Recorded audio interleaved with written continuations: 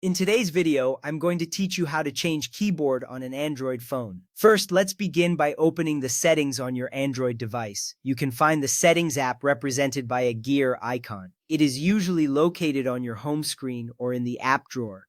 Tapping on this icon will take you to a menu filled with various options to customize your device. This step is essential as it is the gateway to adjusting all the settings related to your phone.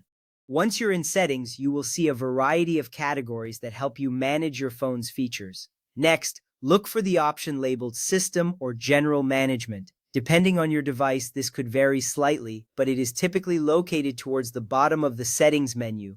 Tapping on System or General Management will open up further options related to your device's operating system. This is an important step because it will direct you to language and input settings, which are crucial for changing your keyboard. It's a straightforward route, and you're making progress towards getting your desired keyboard. From there, tap on Languages and Input or Keyboard List and Default. This section contains all the settings that pertain to language preferences and the keyboards available on your device. Accessing this will allow you to see the different keyboard options that you can enable or disable. This step is vital as it provides you with the tools you need to manage your keyboard effectively. Once you tap here, you'll notice various keyboard settings which are critical to enhancing your typing experience. Now tap on On-Screen Keyboard or Manage Keyboards. This option allows you to view the keyboards currently installed on your phone. You will see a list of available keyboards, both default and any you may have downloaded from the App Store. This is an important step because it gives you a clear overview of your options. You can now decide which keyboard you prefer to use.